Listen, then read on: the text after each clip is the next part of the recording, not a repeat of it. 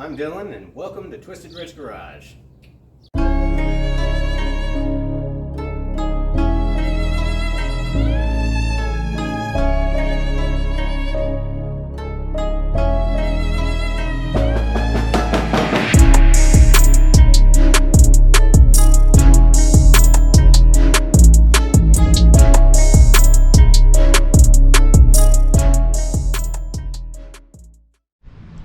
What's up, guys, and thanks for joining me on another episode of Twisted Wrench Garage.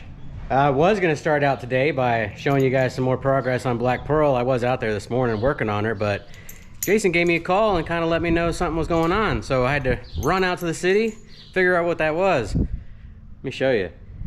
He called me and let me know that someone at noon tried to steal his truck.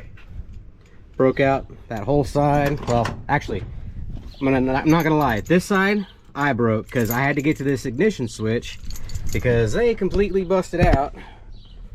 They completely busted out this side. I'm assuming with a hammer or something.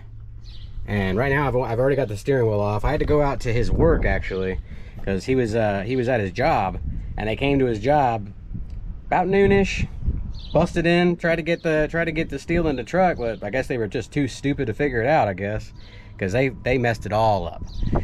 Luckily, I do have another column that I can use as parts. It is an automatic column, so they're like things like this very back piece I'm not going to be able to change out. The only thing I'm going to really be able to change out is probably this center section, and then I've got another ignition switch. But you know, the key fob that his key goes to, as you guys can see, I mean, they ruined it. So this one is useless now. And the one that I have here for that column that's here at the house, I don't have a key for it. So that's something we're going to have to figure out. But yeah, let's get into this and get to tearing this out and figuring out what we need to do to replace what's what. So first thing I need to do is get this off. It's the adapter for our aftermarket steering wheel. I've got a puller. I'm not sure if it's going to work, but we'll see what we got going on. Well, guys, the end of the day, I know I didn't record me repair and all that, but I did get it all repaired.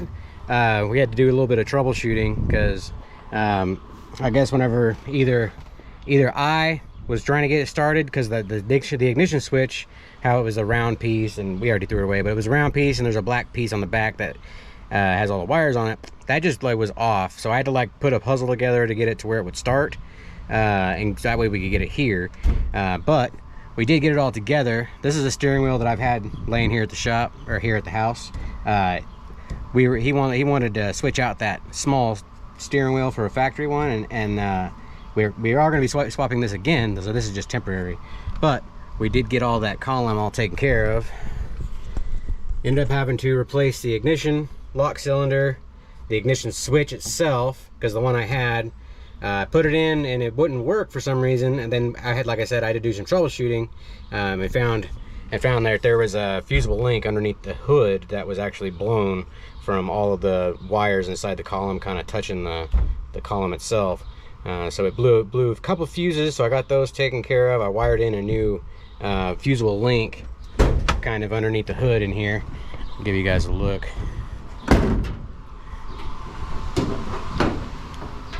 So on his truck, he still does have the duct foot, which is one of the things I did replace on mine, and I replaced it with some fuses. So I just went ahead and put in a new fuse on this one because the fusible link in here got blown, and it was keeping us from being able to actually crank the engine over.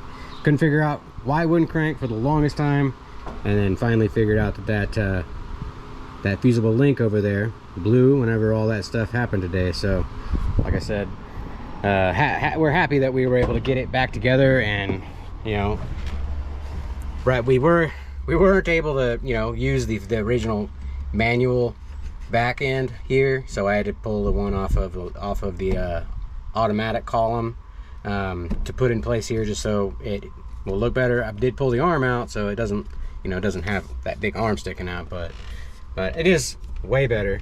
The truck can actually start now, so hopefully we can keep people from trying to steal his truck in the future.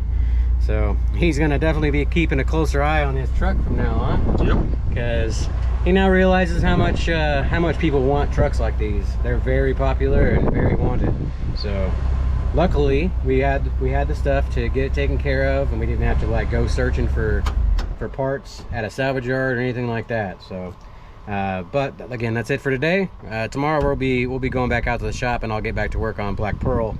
Like I said, I was out there today. I started doing some of the wiring underneath the hood, trying to figure out some of the stuff that they had done, and you know, I can kind of give you guys an update tomorrow on that. So we will check you guys tomorrow.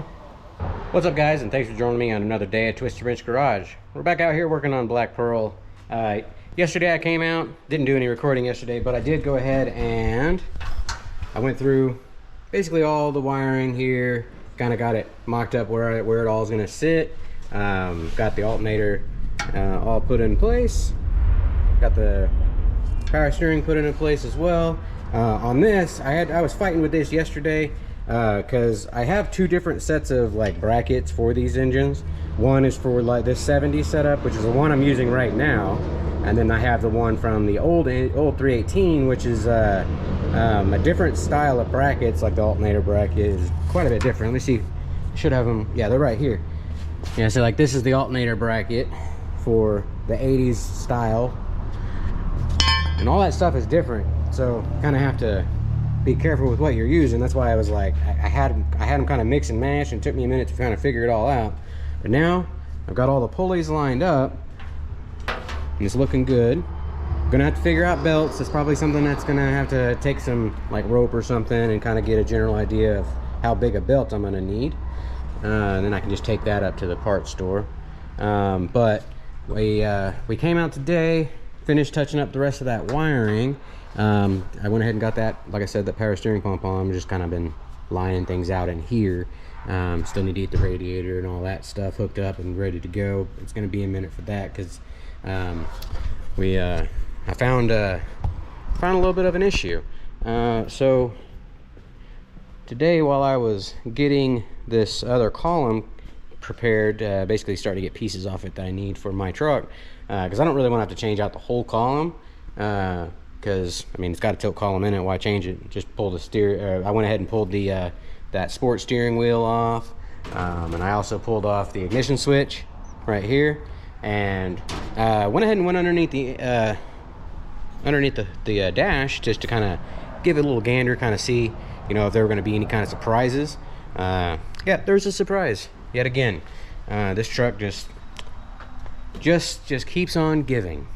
Just keeps on giving. Every time I turn around, something else has got to be sorted out or figured out. Another thing I got to figure out, and some of you guys might be able to help me out with this. If you guys have the part I may need or something, we'll try to figure something out. But this bracket right here, that's my throttle and kickdown bracket. Now that bracket is actually designed for a 2-barrel carburetor, and unfortunately it doesn't work with a 4-barrel carburetor. Without modifications, I think I can like move it up and add like a little section of steel on the mounting plates and bring it up like maybe that far. I mean, we'll have to figure it out. It's just something I wasn't expecting to encounter. They do sell some aftermarket throttle cables and kickdown cables, and I may look into those. I'm not sure just yet. I was looking at them last night. I think there's someone on eBay or Evil Bay, whatever you want to call it, that had the throttle cable and the kickdown cable like combination kit. It was like 65 bucks. Wasn't too bad of a price. I might actually have to pick that up. I also have my coil just kind of resting over there right now. It's just kind of a mock-up kind of scenario, trying to decide where I want to put that, because that's going to be the coil I want to run, as long as it's good. If it's no good, then I can, you know, switch to the other ones, or one of the other ones that I have. But I'd like to use that one just because it's old school. They call it retro. But what I'm gonna have to figure out is how I'm gonna hook up my column with that ignition plug to the other style plug, which is that moon style shaped plug for the non-tilt columns. I had a non-tilt column until, you know, you guys saw previously, someone tried to steal Jason's truck, so he got all the parts of my non-tilt column that needed to go on there to fix his truck. So that column is no longer an option. There is a non-tilt column here, I think, at the shop, but I don't really want to change to non-tilt because I've got a tilt in it. So I think one of the things I'm going to try to do is I'm going to try to source one of those plugs, just the plug. So if you guys can help me find one of those plugs, that'd be fantastic. I think there's one here at the shop, but I don't really want to have to cut it off of the harness, off of the parts truck, because I mean that would just basically ruin that whole entire harness. So, you know, I'm not quite sure what I'm going to do on that just yet. But what I'm going to go ahead and do now is I'm going to go ahead and get the truck jacked up on all fours, get them all up in the air. I want to get these wheels and tires off. I want to take the rotors and the drums up to the parts house and see about getting them turned, see if they're going to be savable. That way I know what all I'm going to need to order when it comes to brakes and all that kind of stuff, and then I can go ahead and also order power steering lines as well, because I cut those yesterday to get that old pump off, because they were not wanting to come free. I fought and fought and fought. But let me go ahead and get back into this and we'll show you guys what's going on. I went ahead and threw that ignition switch in. I know I was gonna put it up on all fours, but I want to go ahead and just do this because, you know, the steering wheel's not being used and I want to see it in a truck. So I'm gonna go ahead and pull this steering wheel off.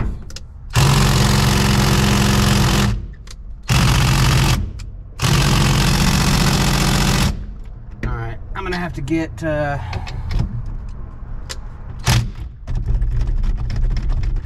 off of there.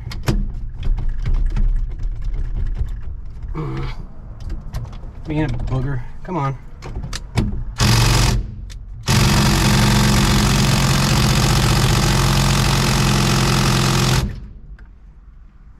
All right, let me go get a bigger tool. One of my new tools I just got recently. First time I've actually am using it. Oh, and that worked like a charm. Heck yeah. All right, so now I need to get the puller in here. All right, we got our steering wheel puller. Hopefully my bolts will reach.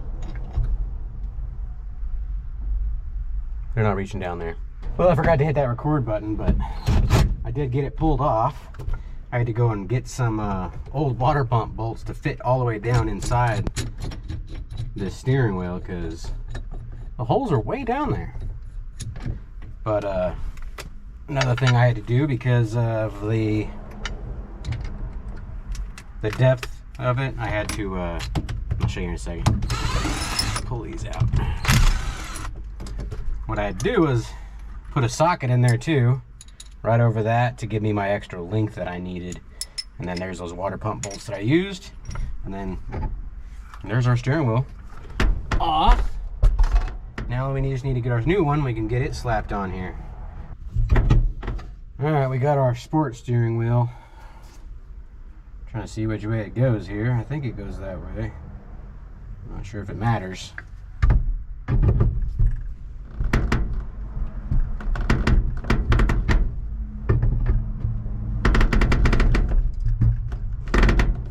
I think that's right.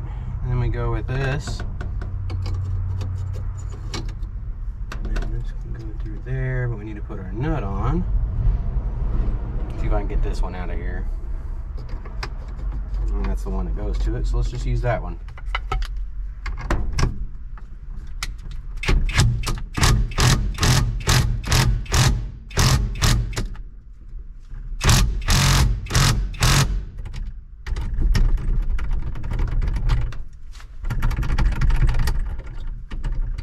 I think it's not wanting to come off of there, dang it.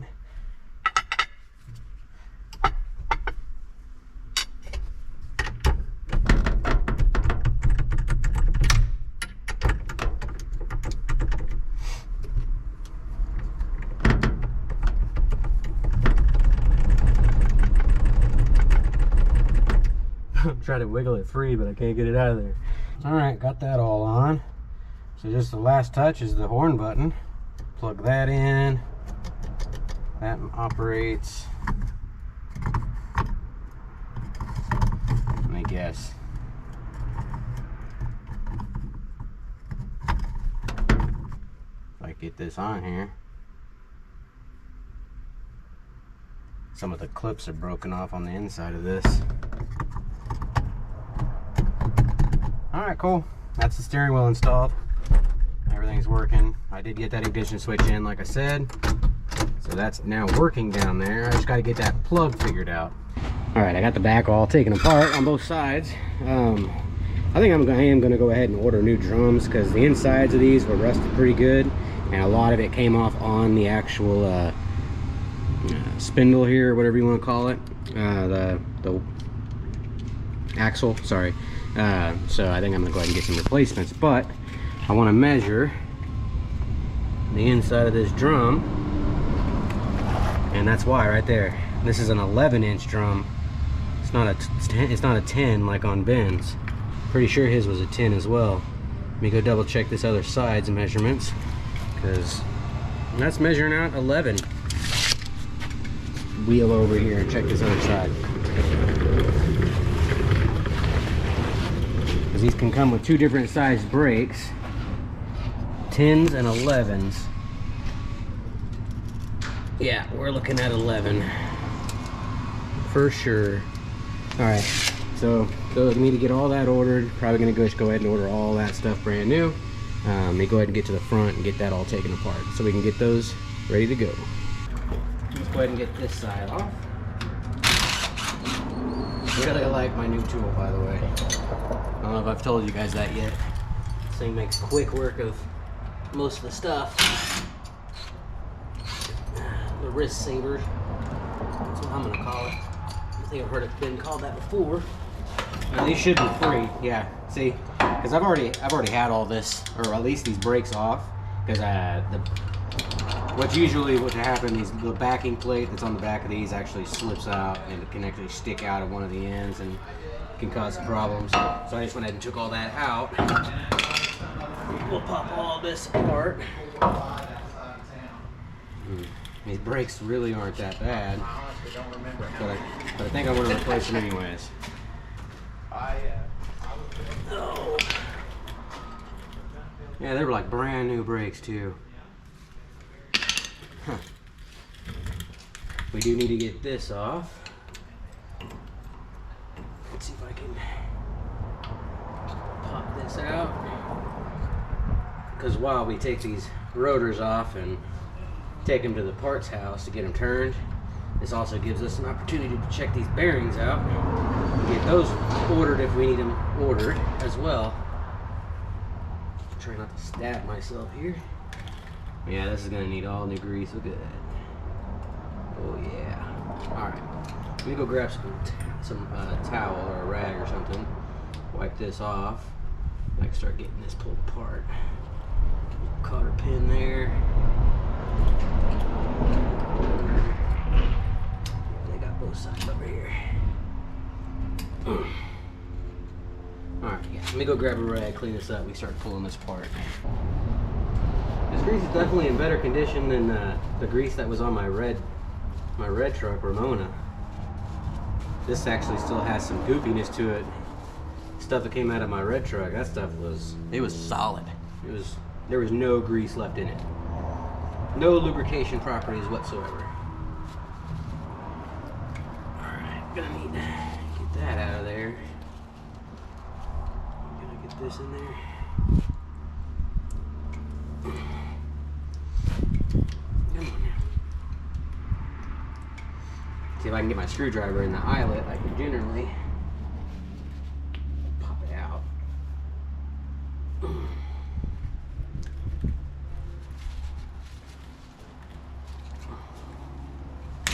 No, it broke. Alright, let me go grab a pair of pliers. Alright, I got that cotter pin out. Just got a little paper towel sitting back here on the ground. Figure out why this isn't come off here. There we go.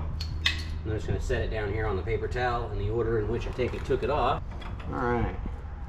1 1/16 will do the trick. Break that free.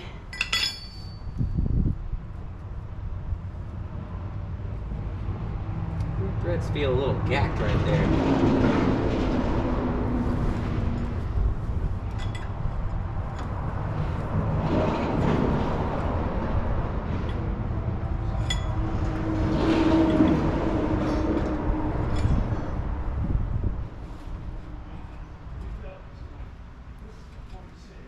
Man, there we go. All right, let's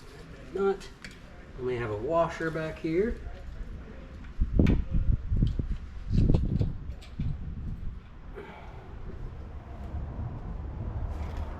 Then you have your bearing, your outer bearing. It's a smaller bearing. And I'm gonna need to clean those up, see how they look. They look a little dark, so they look like they may have gotten a little bit of heat to them, so I may need to go ahead and get some new ones for that. I should be able to pop this the rest of the way off.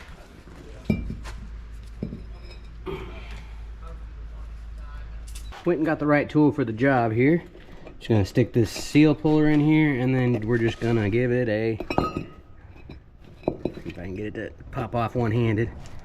See if I gotta hold it down with my feet. Oh, working one-handed stinks. There we go. Let's see if I can get this to, boom. The right tool helps a lot. So that pops that seal out. We can get that replaced. And then we have our rear bearing as well. We'll set those aside. So we'll need to get all that stuff cleaned up out of the parts washer, clean the inner hub of this, and then we can take this up to the parts house and let them check that out. We just got to repeat this process on the driver's side, and then we're good on knowing what we need here, other than I need to pull off this brake line, and I'll just pull it off straight from right there. That way I can measure that brake line, because I need to know which length of brake line I need. There's two different sizes. So I'll go ahead and get some of this stuff cleaned up and get that other side tore apart, and I'll need to get those measurements that I need for those brake lines. But we're getting there. I got the brake line free. Luckily it didn't twist, and I went ahead and pulled that little clip off that holds the brake line. So now I can just take this whole assembly out, just like so. And if you can tell, it's been sitting for a minute. So we're gonna definitely get these replaced and get some new shoes and new pads and all that kind of stuff ordered. Let that just drain the rest of that out. Yeah, still gotta get to that other side and get that other side tore apart. So I'll go ahead and get that taken care of.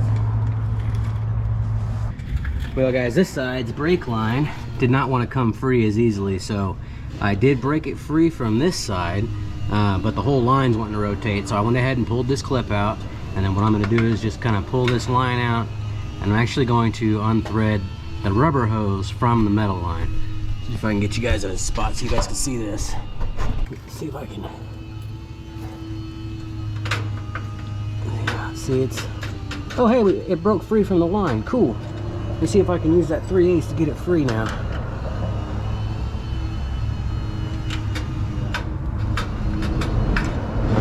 No, it is not wanting to go.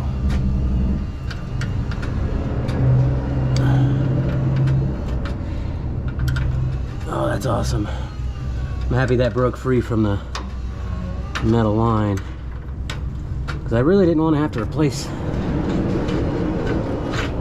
these metal lines. So yeah, just like that, you can unthread the metal or the rubber line from the hard line if you're stuck on that part. So thought I'd share that little trick with you guys. All right, we're back out here working on Black Pearl. Saw something on the internet I wanted to try. Now I do have a hose going down into the gas tank, as you can see here. Got the air compressor kind of going. I've got a rag stuffed around here. What I've seen is people been able to just blow air into the side and pressurize the tank and get it to pump out this way. I did blow through the hose. I can hear bubbles in the tank, so there is a little bit of fuel in there. I'm actually kind of curious to see if this method is actually going to work, or if I need to get like a clicky clack pump to hook up to suck it out of the system. But we do need to get rid of that gas before we can hook it up to the new engine, because I don't want to gunk anything up with this old gas. It's been sitting in here for 21 years. So let's take a look, see if this works.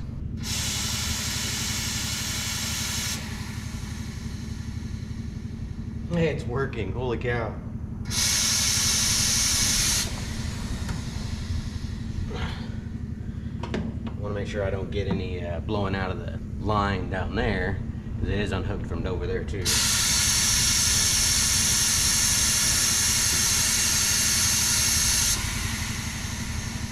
Oh, that works pretty good.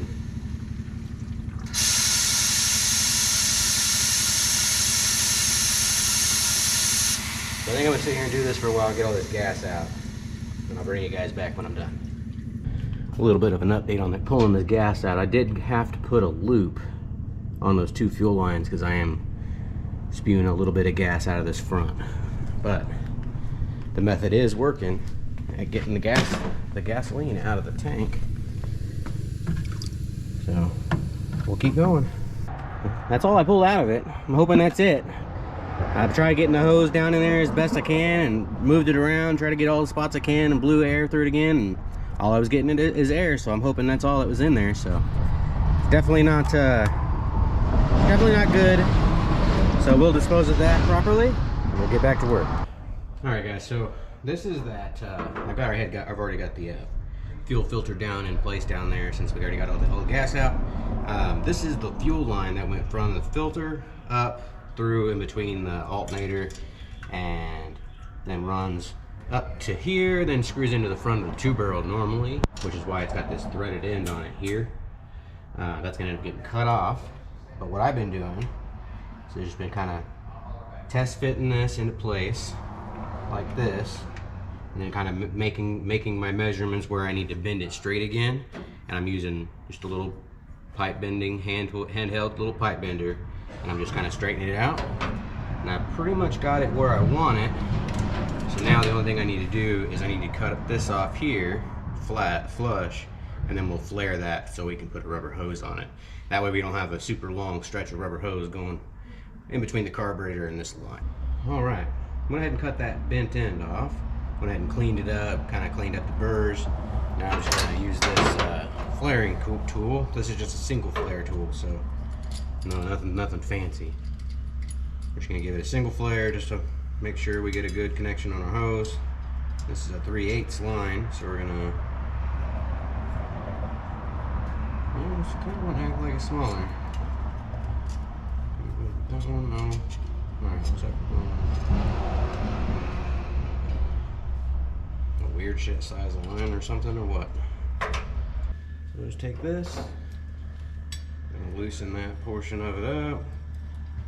I'm just gonna slide it over like so. You get a line. Line is sticking out a little further than probably it should be, but it'll be okay.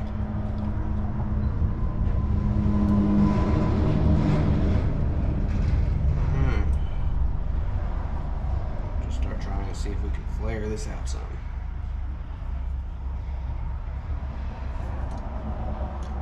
And you don't want to over tighten it and flare it too much because you'll crack the edge. Let's see if I can bring that down some.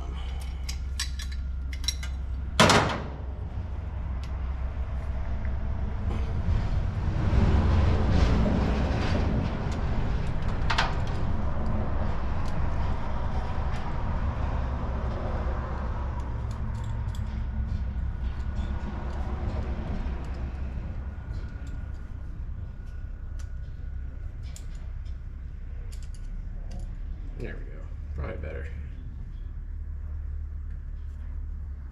Just like so.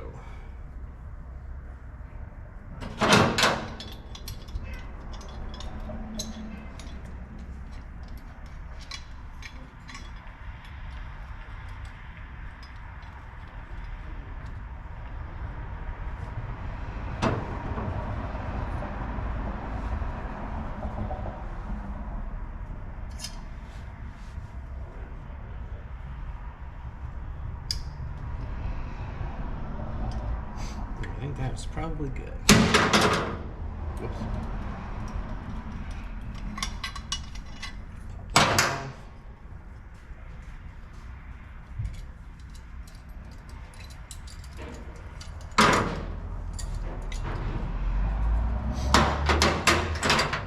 Just like that, you have a flared end for your hose to go on. So let me get this down in here. I've already got the lines in place. Just kind of, there we go. And down in there.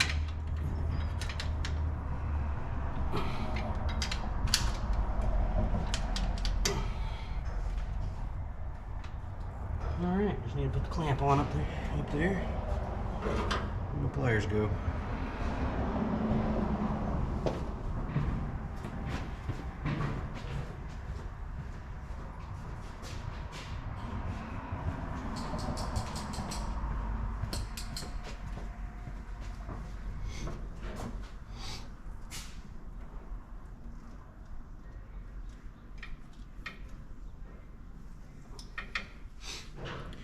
Alright, and there's our hard line transition.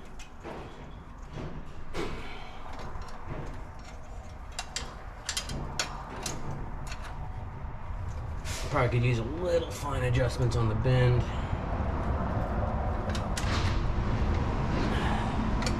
But that should take care of us. That'll just make us have to have that little short bit going through there. Well, we made some progress today. I didn't do a whole lot of recording because it was just kind of hooking up all these hoses, you know, these heater hoses, the transfer hose, upper and lower radiator hose. Did get that fuel line all sorted out. So I'm not exactly happy with it pointing out like that, but it'll be fine. Still need to get that dipstick for the transmission sorted out. Got all the fuel lines hooked up. I did get the spacer all set up for this. It did have to come up quite a bit for because they give you a really long stud for that thing. I mean, it's super long. I mean, I'm sure you can cut it down and probably make it work, which I might look into doing that. Still got that test fitted up there. I'm not sure if that's where that's going to go, but we'll see. Did get the starter down in it as well. Changed out a few things on the transmission down there. Got the kick down arm and the shifter arm in place, as well as a Z-bar longer bar that goes to the transmission. I still need to get the Z-bar put in. That's actually right there. I stripped it down with a wire wheel today, and I'm gonna go home and give it a quick little coat of paint, just make it look better.